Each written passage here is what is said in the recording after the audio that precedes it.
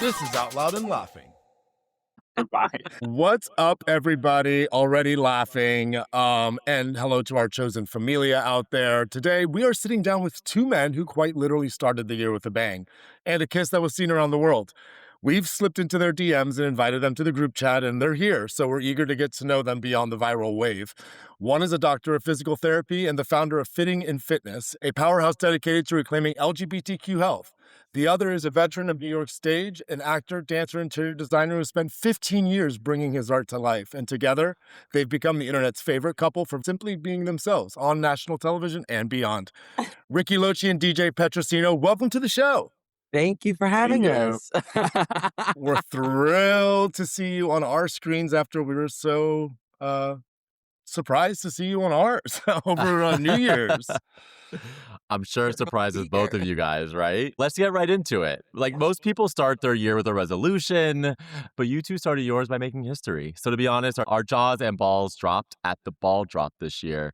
But yeah, let's get into the whole thing. Sure. I mean, Who doesn't love to start 2026 with a bang, right? I guess a kind of a little backstory of the night is Ricky's been here for about a little over a year and a half now. And as you have stated in that marvelous introduction, that I've been here for 15 years. And I've all that time, like any good New Yorker, have never been to Times Square on New Year's Eve. But we decided to just kind of go and see if we could like weasel our way in, and we did. And like shook and shimmied it up to the front. We like some like PA saw us and saw that we were together and asked us if we wanted to come up to the front and share a smooch, and we were like, okay, sure, and we did, and then the rest is history. I yeah, guess. and they were like, we're not even sure we're gonna be on TV. Like, we just like are like pulling people to the front, and we were like, sure, why not? And we were not in diapers. Yeah, diapers. There were no diapers. We weren't there for 19 hours, so it was a very lucky and kismet kind of a moment. Best way to do it for Yeah. sure. I mean, that was one of my initial questions when I first read this story, because I've been in New York since 2007. And I was like, why the fuck are they going to Times Square on New Year's Eve? Yeah, Great question. I would, yeah. I would ask that same question. Yeah, we were thinking the same. We were judging the same thing about everyone else around.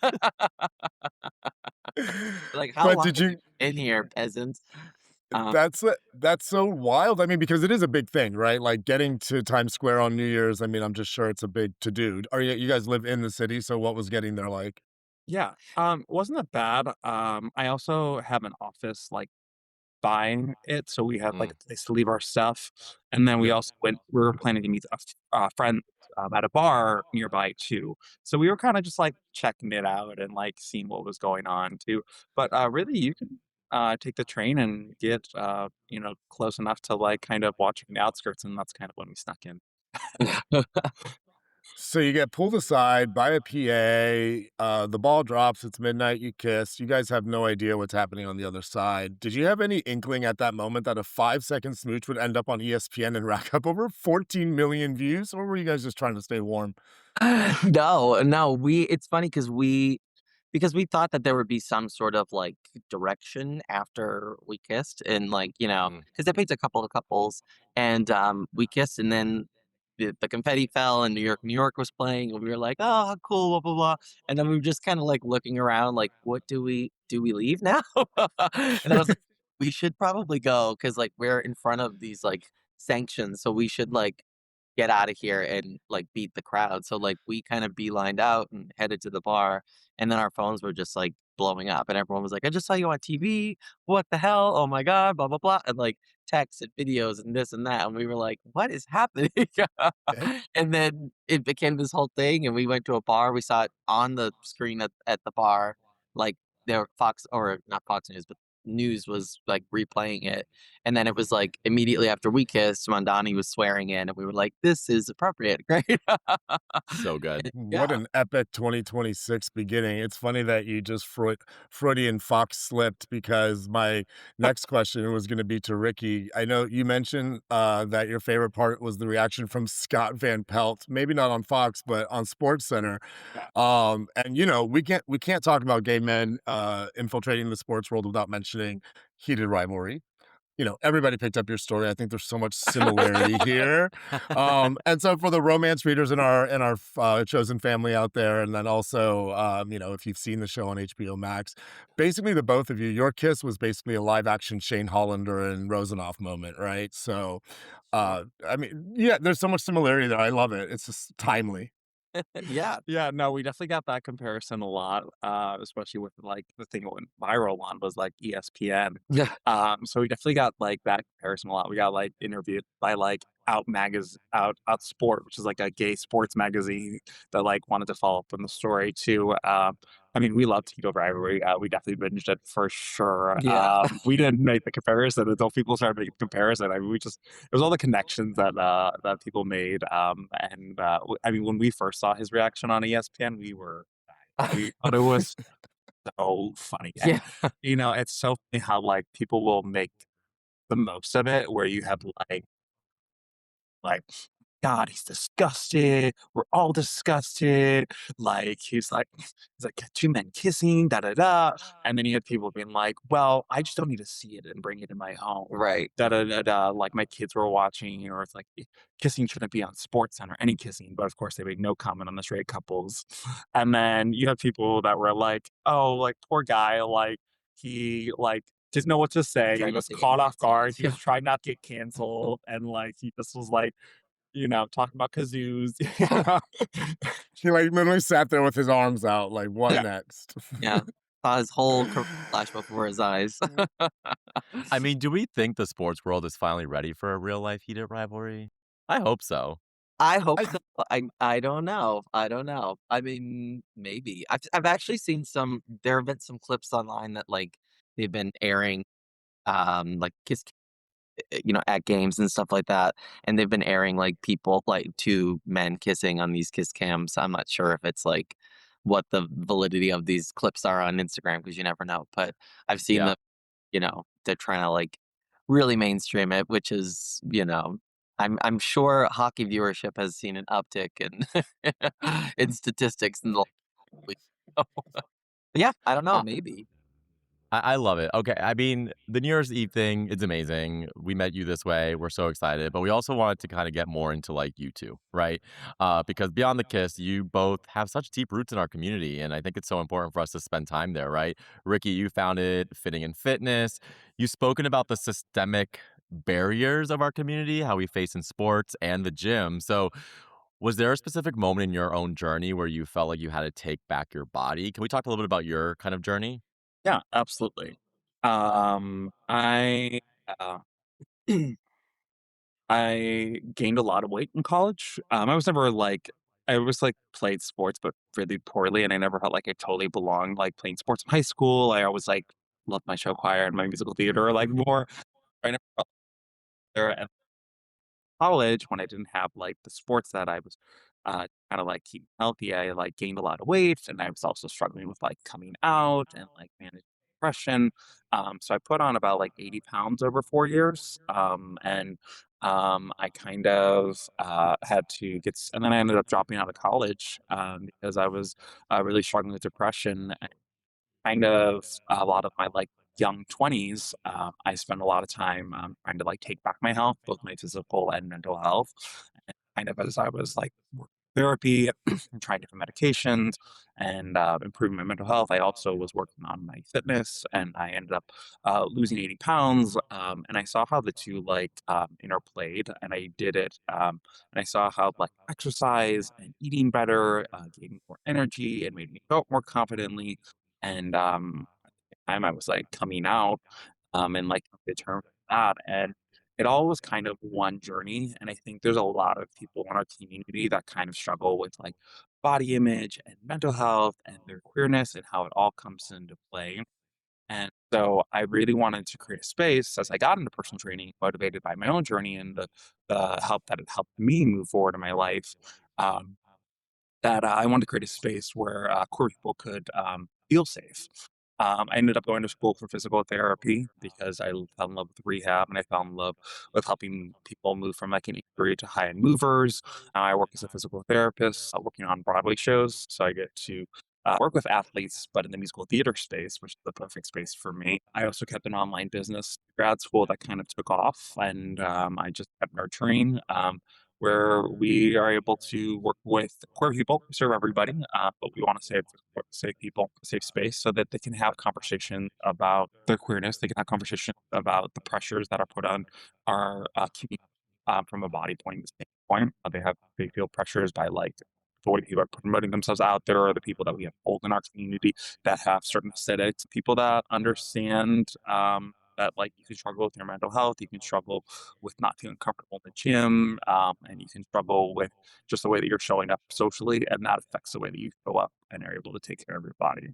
I also got my master's in public health, where I did a deep dive into understanding community barriers. And I used to work with a community center, but instead of using sports, I would use theater and dance to help them find better relationship with their bodies. And from there, I was able to connect with people and talk to them about health promotion. But rather than like the heteronormative sports, we used art and music, which bonded a little bit better because they had like a vogue dance school and were really passionate about that, but they needed education on top of that too.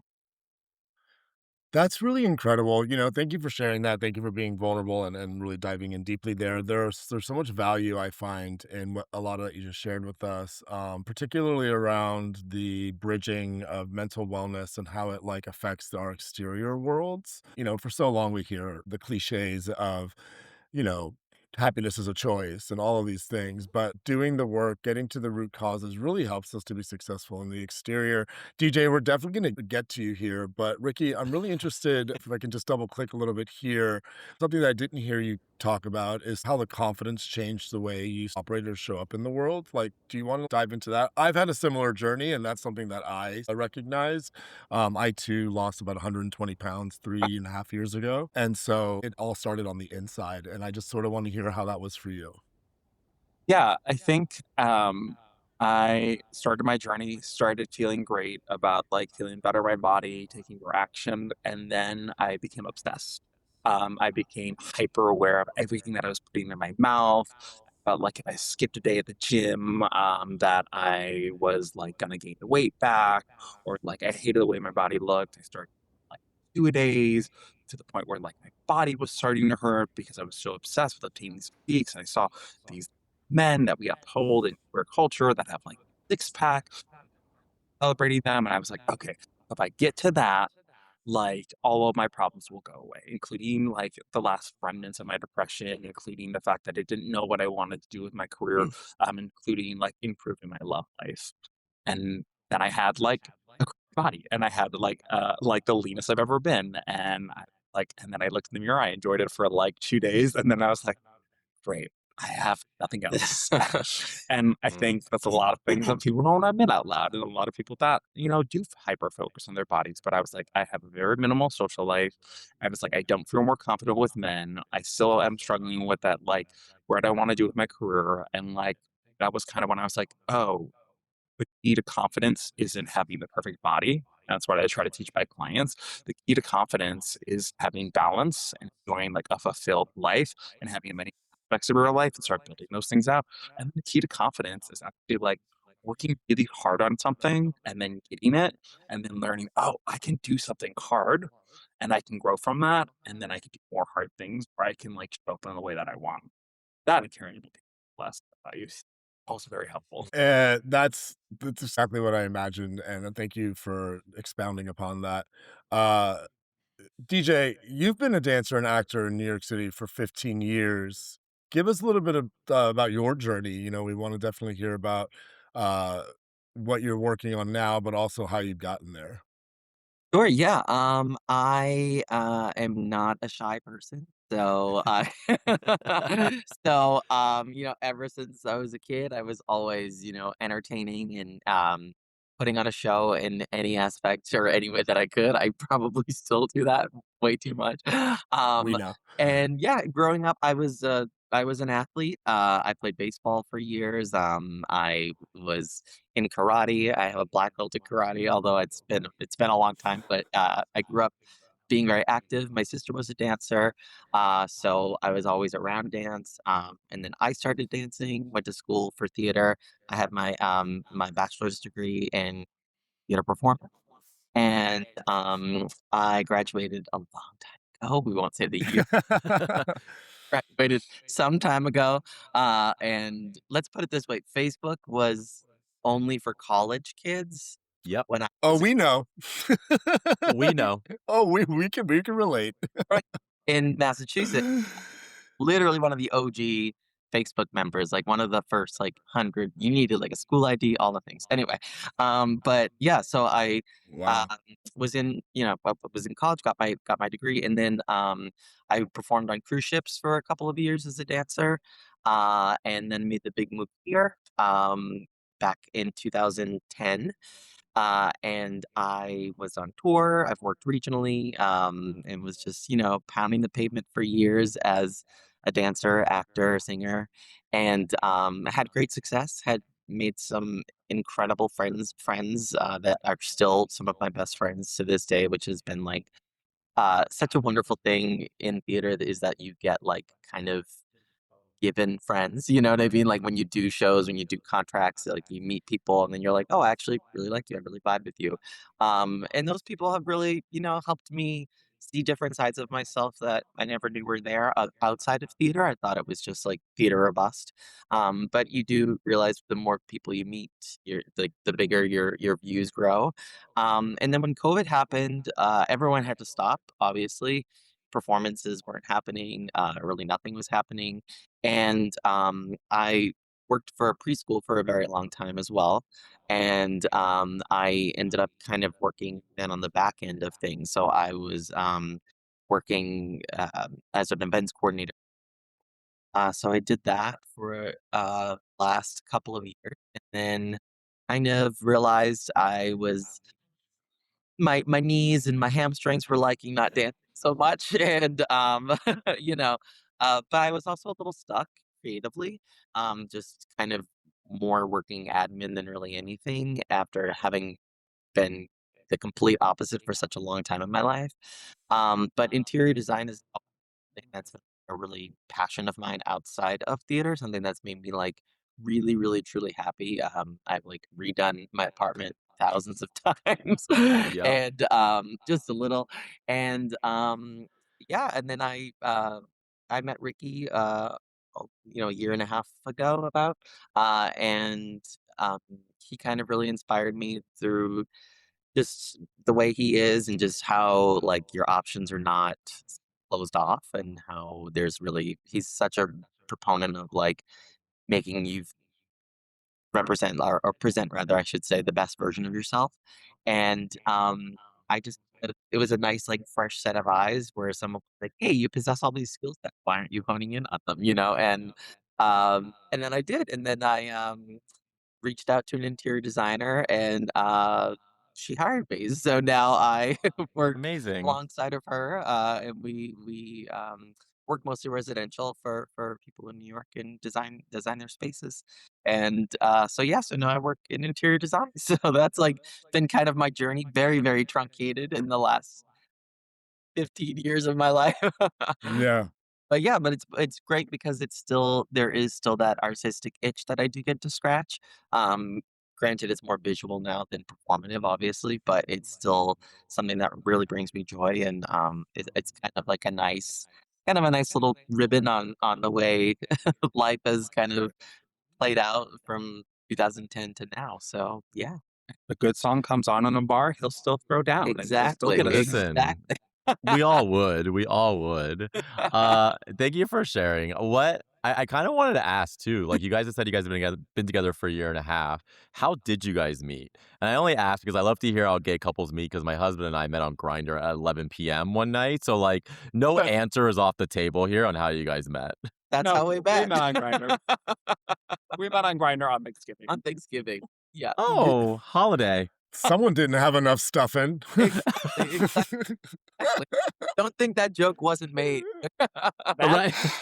I can go on and on and on. I mean, honestly, that's fantastic. Well, it looks like holidays are really great for you guys. New Year's, Yes. Thanksgiving. I 20 minutes is just not enough to get to the real depth and meat that I know you guys are comprised of. So we definitely would love to have you guys back if you'd love to come back. But we do have something we like to do here at Out Loud and Laughing, just to get to know you guys a little quickly and quicker. It's time to learn about you guys both in our very little silly game called This or That, the New Year's Eve What edition. So, are you guys ready to play? Okay. All right. Let's do it. Let's just do it. And, there's no questions, but interpret it as you'd like and answer away as you'd like. Give us a little bit of a vibe of why you said what you said, too. We'd like to get a little background info there. So, kicking off, are you guys early bird gym session guys or midnight cardio? Post-work gym with the midnight cardio. Oh, I love that. See, I go in the morning, but I don't work till 11. So I don't know if you could call that early bird. I'm at the office at 8:30, so I go after work. I'm an after-work gymmer. I was just going to say, I don't even know if we're talking about the gym anymore. But, yeah. Okay, are you a butt guy or a chest guy?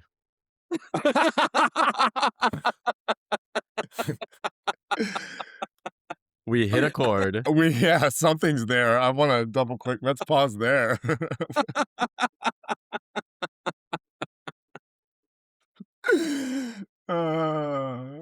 Sorry, what was the question? A butt guy or a chest guy? That's hard. I mean, I'm probably a butt guy. You are a butt guy. Yeah, I'm a butt guy. Yeah, I'm a butt guy too. Everything but the Broward musical or a Broadway musical or a dance party. Oh, that's hard. That's hard. Oh, I think I'm a dance party. yeah, I would say dance party at this stage in life. Yeah. 15 years ago, it'd have been like Broadway, but yeah, no. Okay. Yes. Do you prefer a hot sauna or a cold plunge? Hot sauna. Hot sauna. Easy. A rom-com or a scary movie? Scary movie. Rom-com. I hate scary movies, but I hate them. do watch them with him. But we have a rule that he has to touch me the entire time. And then I have to sleep over that night so that I don't get scared. Yes. I'm like you, Ricky. I'm just put me in a rom-com. I don't need the scare. I don't need more anxiety. I already have enough. Very that. In honor of DJ's past sports with baseball, are we pitching or catching in the game? Pitching. Some of us are Team players. Some of us are team players. This is the sportiest episode of Out Loud and Laughing I think we've ever had, and I'm so here for it. Gay sports all the way. All right, boys. Ohio or Massachusetts? Ohio or Massachusetts? Yeah. Boston's great. I could never go back to Ohio, but I love Right. Do you prefer a Times Square New Year's Eve or a quiet night in? On New Year's or just in general? Times Square, yeah, exactly. However you interpret it. Yes. Would you do it all over again, or would you rather be at home? Oh, we would do it again. do it exactly the same way. Exactly, yeah. Sans first. Love it. So once the night is over, are we showering solo or not? Not. Hot. Love it. And then to round it out, we ask all of our gays, scruff or no scruff? Scruff. I like it. I love it. Guys, thank you for being so open and honestly carrying the torch for visibility into 2026. Where can people find you? You can find me on my Instagram, Ricky, RICKY _ Locci, LOCCI _ DPT, which stands for Doctor of Physical Therapy. That's all the letters. That's all. pressure in my back. Yeah. You can find me on Instagram at DJACTS423, DJAX423. Ricky, DJ, what a pleasure. We hope to consider both of you now part of our chosen fam here at Out Loud and Laughing, and we're looking forward to the next public kiss. So thanks, boys. Have a good one. Thanks. Bye. Bye. This was Out Loud and Laughing. We're available everywhere you get your podcasts. Spotify, Apple, YouTube, iHeart, or wherever.